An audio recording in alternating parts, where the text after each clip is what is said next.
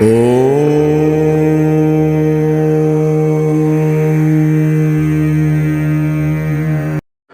பெத்த தாயார் தகப்பனார விடப்படாது. ஜீவத்தோர் வாக்கியகரணாத், நாம புத்திரன்னு சொல்லிக்கிறதுக்கு என்ன காரணம்? திரிபிப் புத்திரஸ்ய புத்திரதா, 3 காரணங்கள்னாலே தான் புத்திரன்னு பேர். ஜீவத்தோர் வாக்கியகரணாத், அவர்கள் ஜீவிச்சிருக்கிற வரைக்கும் அவர்களிடத்துல பிரியமா இருக்கணும். அவள் என்ன எப்படி நடந்துட்டாலும் சரி, நம்மளிடத்துல நாம் அவர்களிடத்துல பிரியமா இருக்கணும். அவள் எதை சொன்னாலும் கேட்டுக்கணும். பிரத்யப்தம் பூரிபோஜனாத், அவர்கள் காலமான பிறகு அவர்களுக்கு செய்ய வேண்டிய கர்மாக்களை நல்ல முறையில் செய்யணும். எந்த அளவுக்கு நம்மளால் செய்ய முடியுமோ அந்த அளவுக்கு செய்துடணும்.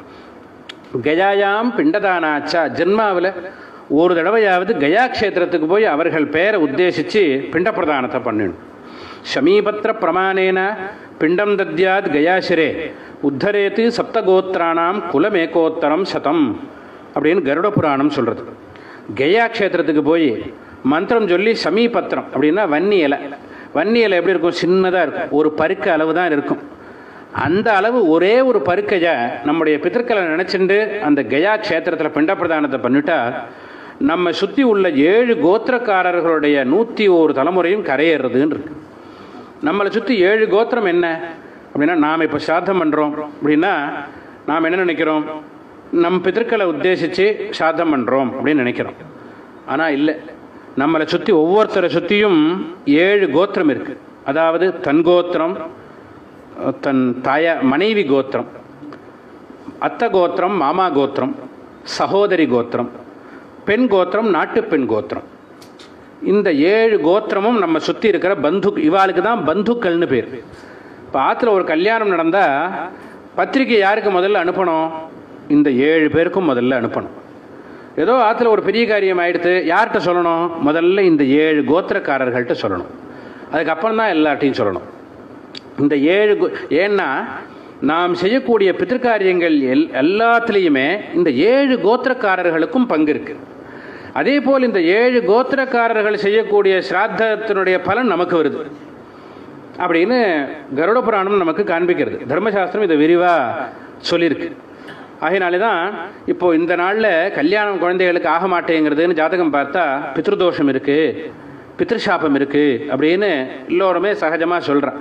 அதற்கு பரிகாரம்னு திலஹோமம் அப்படிலாம் பண்ணுறதுன்னு வழக்கத்தில் வந்து நாம் ஒன்று என்ன நினைக்கிறோம்னா, நம்முடைய தகப்பனாருக்கு நன்னா தானே நான் சாத்தம் பண்ணுறேன், ஹோமம் பண்ணி 2 பிராமணாவை வரவழைச்சி வாத்தியாரை வச்சுட்டு நன்னா தான் பண்ணுறேன், ஏன் எனக்கு பித்ருதோஷம் வருது அப்படிங்கிற சந்தேகம் வருது. அங்கே புரிஞ்சிக்க வேண்டியது என்னென்னா, இந்த நம்ம சுற்றி உள்ள 7 கோத்திரத்தில் யாராவது ஒருத்தர் சரியாக சாத்தம் பண்ணலைன்னா கூட அது நம்மை பாதிக்கும். நம் குழந்தைகளுடைய ஜாதகத்தில் பித்ருதோஷம்னு காட்டும்.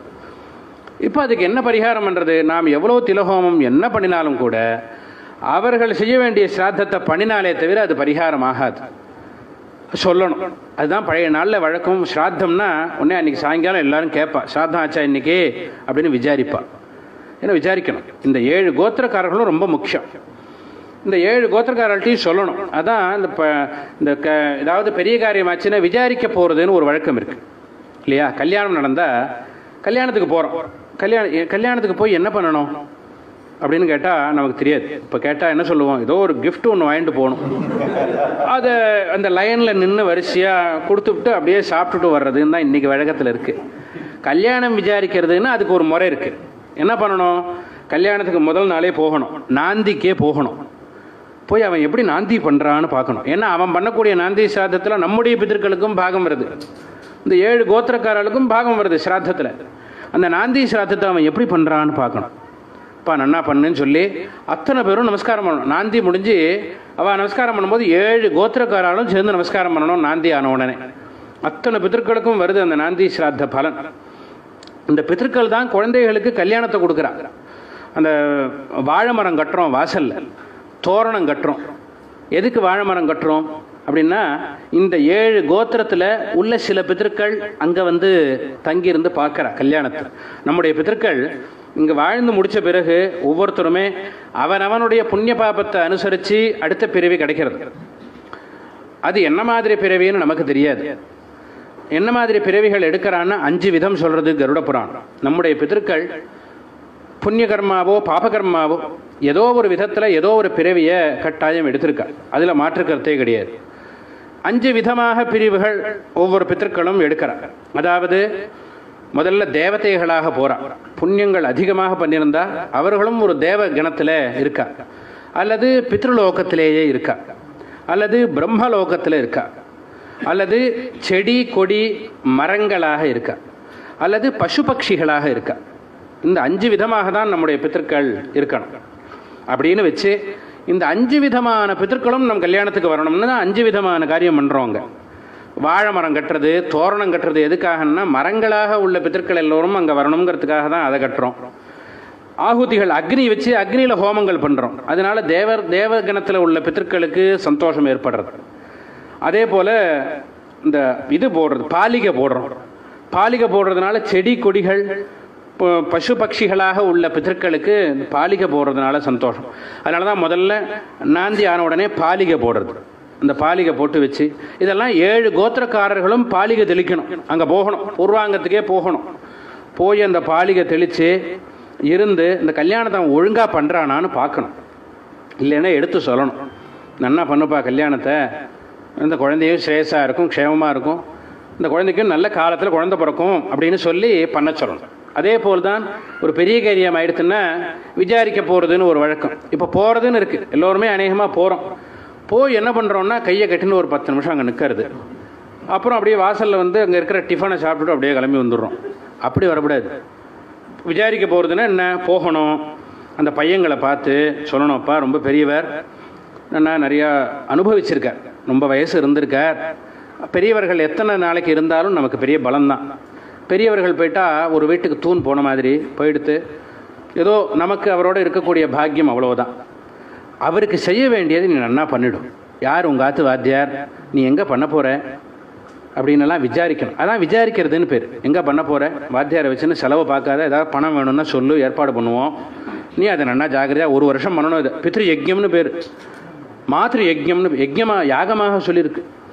1 வருஷம் பண்ணணும்ப்பா, மாதம் பண்ண வேண்டிய மாசிக்கங்கள் எல்லாம் இருக்குது, நீ அதை ஜாக்கிரதையாக பண்ணிவிட்டு ஏதாவது வேணும்னா சொல்லு, ஏற்பாடு பண்ணுவோம் அப்படின்னு விசாரிச்சுட்டு வரணும். ஏன் இவ்வளோ தூரம் விசாரிக்கணும்னா, அவன் சரியாக பண்ணலைன்னா நம் குழந்தைகளை அது பாதிக்கும், நமக்கும் பித்ருதோஷம் பித்ருசாபம்னு வரும். அதான் விசாரிக்கிறதுன்னு பேர். அப்படி போய் விசாரிச்சுட்டு வரணும். இதில் சொல்லணும், அவெல்லாம் சரியாக சாத்தங்கள்லாம் பண்ணுறாளான்னு பார்க்கணும். இல்லை எங்கேயோ போகிறான், ஏதோ வாழைக்காய் அரிசி வச்சு கொடுத்துட்டு வந்துடுறான், சரியாக பண்ணல அப்படின்னு. ஏன்னா ஸ்ராத்தத்தில் பிரதானம் 3ன்னு இருக்குது. ஹோமம், பிராமண போஜனம், பிண்ட பிரதானம். இது 3 தான் ஸ்ராத்தத்தில் பிரதானம், அதாவது முக்கியம். ஹோமம் பண்ணணும். அந்த ஹோமம் பண்ணின மிச்சம் உள்ள அன்னத்தை பிராமணாளுக்கு இலையில் வைக்கணும். இன்னும் மிச்சம் உள்ள அன்னத்தை வச்சு கலந்து பிண்ட பிரதானம் பண்ணணும். இந்த வாழைக்காய் அரிசி வச்சு கொடுக்கும்பொழுது இது 3மே இல்லாமல் போயிடுது. அப்போ அது என்ன ஸ்ராத்தம்? அது ஸ்ராத்த கணக்கிலே வராது, அது ஸ்ராத்தம் பண்ணாததாக தான் ஆகும். அது மாதிரி பண்ணுறா அப்படின்னா அவள்கிட்ட சொல்லணும், அப்பா நீ அது மாதிரி பண்ணாத, ஒழுங்காக பண்ணு, நான் வேணால் ஏற்பாடு பண்ணுறேன். அதுன்னு பண்ணுறதுக்குன்னு இடம் இருக்குது. ஏன்னா இப்போது 600 ஸ்கொயர் ஃபீட்டு தான் வீடே வருது இல்லையா, அதில் பண்ணுறது சாத்தியம் இல்லை. பீரோ எல்லாம் இருக்குது, பக்கத்துலேயே லெட்ரினும் வந்துடுறது, அது ஒன்றும் சரியாக வராது. 600 ஸ்கொயர் ஃபீட்டில் பண்ண முடியாது. அப்படிங்கிறதுனால அதை ஒரு காரணமாக சொல்லுவோம். 600 ஸ்கொயர் ஃபீட்டில் பண்ணுறதுக்கு பண்ணாமையே இருக்கலாம் அப்படின்னு தோணும். அப்படி இருக்கக்கூடாது. நமக்கு என்ன அளவு, அந்த அளவு ரிஷிகள் நமக்கு வகுத்து கொடுத்துருக்கா. 2020 மனசில் வச்சுன்னு தான் ரிஷிகள்லாம் தர்மசாஸ்திரம் பண்ணியிருக்கா.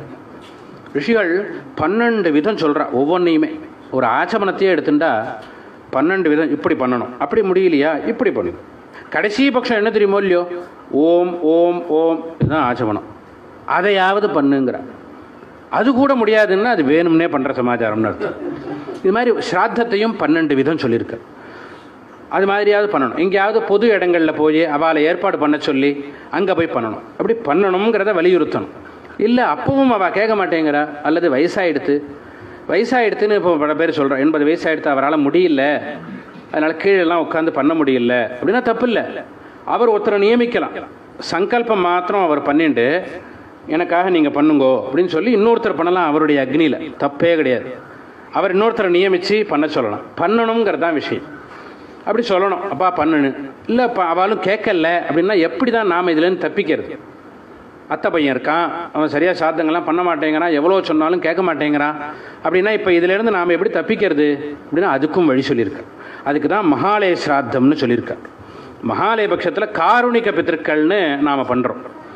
இந்த காருணிக பித்திருக்களில் இந்த 7 கோத்திரமும் வருது. இந்த மகாலய சிராத்தத்தை அன்னரூபமாக பண்ணணும். இப்போ ஹிரண்ய ரூபமாக பண்ணுறதுன்னு வந்துடுத்து. நான் முதல்ல சொன்ன மாதிரி அந்த 3மே இல்லாமல் தான் அந்த சிராத்தம் நடக்கிறது. ஹோமமும் இல்லை, பிராமண போஜனமும் இல்லை, பிண்ட பிரதானமும் இல்லை, அப்படி ஆறுது. அப்படி ஹிரண்ய சிராத்தமாக இல்லாமல் ஹோமம் பண்ணணும். 5 பிராமணாவை வரித்து அந்த ஹோமம் பண்ணினா கட்டாயம் பித்ருதோஷம் பித்ருசாபம் எதுவாக இருந்தாலும் போயிடும். ஏன்னா ஏன் ஹோமம் பண்ணணும்னு சொல்கிறோம்னா, இந்த காருணிகால் அத்தனை பேருக்கும் அங்கே ஹோமம் உண்டு. இந்த காருணிகால் அத்தனை பேருக்கும் பிண்ட பிரதானம் வரும். எத்தனை பேர் நமக்கு காருணிகால் இருக்கான்னு எழுதி வச்சுக்கணும். சொந்தங்கள்லாம் இந்த 7 கோத்திரத்தையும் சுற்றி உள்ளவ அத்தனை பேரையும் எழுதி வச்சுட்டு மாமனார் மாமனார் மாமனார் வகைரா, இதே போல் மச்சினன் எல்லாரும் வருவார். நமக்கு பாடம் சொல்லி கொடுத்த வாத்தியார். இந்த மகாலய சிராத்தத்தில் அன்னரூபமாக பண்ணுறதுல என்ன விசேஷம்னு கேட்டால், கடைசியில் தர்மபிண்டம்னு அதில் வருது. 3 பிண்ட பிரதானம் கடைசியில். அதில் அத்தனை பேரும் வந்துடுறா. அதை பண்ணினா கட்டாயம் பித்ருசாபம் போகாமல் இருக்கவே இருக்காது. ஏன்னா நமக்கு பிரசவித்த பொழுது நமக்கு பிரசவம் பார்த்த நர்ஸு, பிரசவம் பார்த்த டாக்டர், நம்ம ஆற்ற ஒட்டடை அடித்து சுத்தம் பண்ணி கொடுத்த வேலையாட்கள், தினமும் நம்ம ஆற்றுல பாத்திரம் தேய்ச்சி கொடுக்குற வேலைக்காரி, பால்காரன், இவ அத்தனை பேருக்கும் அதில் தர்மபிண்டத்தில் வருது. இது இல்லாமல் அபார்ஷனாக சிலதெல்லாம் ஆயிருக்கும்.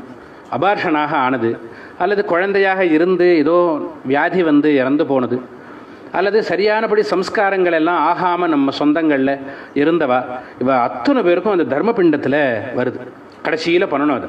இந்த காரணிகால் அத்தனை பேருக்கும் பண்ணின பிறகு தர்மபிண்டம்னு அந்த 3 பிண்ட பிரதானத்தை பண்ணிட்டால் மனசு ரொம்ப நிறைவாக இருக்கும். அது ஒரு வருஷம் பண்ணினா இன்னும் வருஷம் இது பண்ணணும்னு மனசுக்கே படும். ஏன்னா அத்தனை பேருக்கும் அதில் பாகம் வருது. முக்கியமாக இந்த 7 கோத்திரக்காரர்களுக்கும் அதில் பாகம் வருதுன்னு அப்படி சொல்லப்பட்டிருக்கு மகாலய சிராத்தம். அது இப்போ அநேகமாக எல்லோருமே பண்ணுறா. அது அன்னரூபமாக பண்ணணும். ஏதாவது தீட்டு வந்துடுத்தோ அல்லது ஏதோ ஒரு விதத்தில் அது பண்ண முடியாமல் போயிடுத்துன்னா தான் ஹிரண்ய ரூபமாக பண்ணுறதுன்னு ரிஷிகள் சொல்லியிருக்காளே தவிர அதை அன்னரூபமாக பண்ணுறதுன்னு வச்சுக்கணும். ஒரு வருஷமாவது அன்னரூபமாக பண்ணுறது அப்படின்னு பண்ணணும். மாதிரி இந்த மகாலய சிராத்தம் பண்ணுறதுனால நம்ம சுற்றி உள்ள 7 கோத்திரக்காரர்களுக்கும் அதனால திருப்தி ஏற்படுறது. இது இந்த கயா சிராத்தம். கயா இப்போ காசி யாத்திரைன்னு போகிறா இல்லையா, ராமேஸ்வரம் போயிட்டு அங்கேருந்து அலகாபாத் காசி போயிட்டு கயைக்கு போகிறா. அங்கே போய் என்ன சிராத்தம் பண்ணுறா எல்லாரும்? இந்த மகாலய சிராத்தத்தை தான் அங்கே போய் பண்ணுறா. தீர்த்த சிராத்தம்னு பெயர் தான் வேறு. அந்த சிராத்தம் எது மாதிரி பண்ணணும்னா மகாலய சிராத்தம் மாதிரி பண்ணணும் அப்படின்னு தான் ரிஷிகள் சொல்லியிருக்கா. நாம் காசி யாத்திரை போகிறதுக்கு முன்னாடி இந்த மகாலய சிராத்தம் ஒன்று பண்ணினாலே காசி யாத்திரை போன பலன் அதனாலேயே வந்துடும். இது பண்ணாமல் நாம் காசி யாத்திரை போயும் பிரயோஜனம் இல்லை. இதை பண்ணணும் கட்டாயம் அப்படின்னு சொல்லப்பட்டிருக்கு. அப்படி இந்த கயையில் போய் ஒரு ஜென்மாவில் ஒரு தடவையாவது பிண்ட பிரதானம் பண்ணணும். அப்படி ஜீவிச்சிருக்கிற வரையிலும் சொன்ன வார்த்தையை காப்பாற்றுறது, போன பிறகு சம்ஸ்காரங்கள் பண்ணி சிராத்தங்கள் பண்ணுறது, கயையில் போய் பிண்ட பிரதானம் பண்ணுறது, இது 3ம் யார் பண்ணுறானோ அவனுக்கு தான் புத்திரன்னு பேர். திரிபிப் புத்திரஸ்ய புத்திரதா. ஆன்மீக ஞானத்தை நோக்கிய முடிவற்ற பயணத்தில் எங்களுடன் எப்போதும் இணைந்திருங்கள். ஆத்ம தர்சனம் இது உங்களுக்கான சேனல். இந்த சேனலை கட்டாயமாக சப்ஸ்கிரைப் செய்யுங்கள், லைக் செய்யுங்கள் மற்றும் ஷேர் செய்யுங்கள். ஆத்ம தர்சனம் இது உங்களுக்கான சேனல்.